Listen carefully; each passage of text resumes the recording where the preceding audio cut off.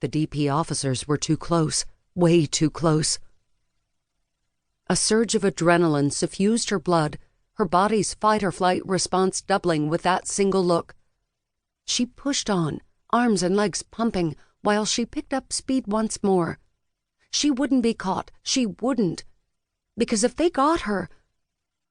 There was no sense in panicking over what could happen if DP took her into custody, because it wasn't going to happen. Nope, not at all. She wouldn't be put in cuffs.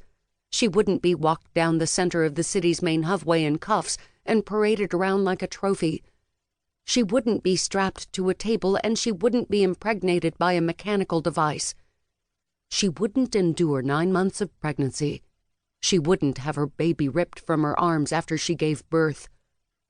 None of that was fucking happening because she had a mate. A mate on a distant planet, but a mate nonetheless. She didn't know what he looked like, his species, or even his name, but it didn't matter. Celestial mates had found her a worthy mate, one fully screened and guaranteed to meet her desires emotionally and physically. That was all she'd had to hear, or read. The digicom burned a hole in her pocket, a copy of the message on hand just in case she had to show it to someone from the company. She wasn't leaving anything to chance. She'd get off Earth, away from DP, and no one would stop her. Well, except DP if they caught her. The port came into view, the towering structure rising high above the city. The gleaming tower of metal and glass was like a beacon to incoming ships and outgoing travelers. A beacon for Jassa. The last hovway between her and salvation remained in the distance, the busy path filled with vehicles racing back and forth. The drivers and passengers didn't care that she was on the run and needed safe passage. They had their own destinations in mind. She let her attention flick left and right, eyeing the traffic that zoomed down the busy hovway. She tracked each hovcar and truck, her mind processing variables and probabilities.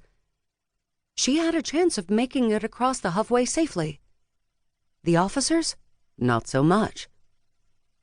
But they were chasing her, and it wasn't her fault if they followed her into traffic, right?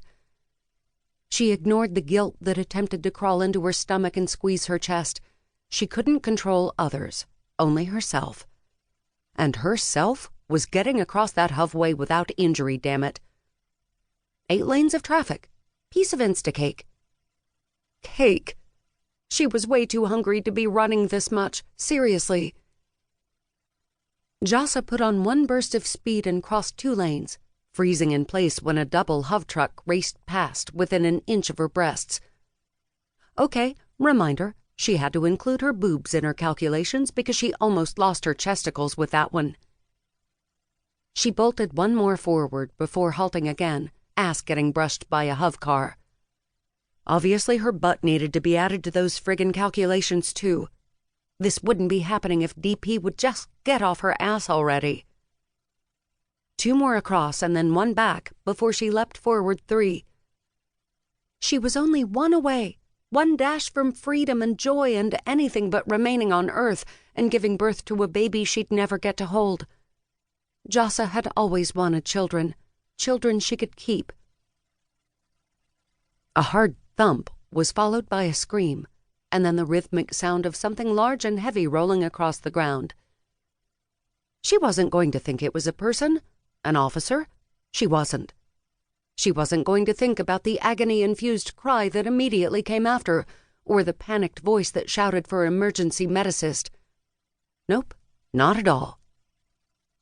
Jassa raced over the last 15 feet of ground that separated her from the relative safety of the sideway. She ran 3 feet, then 6, then 10.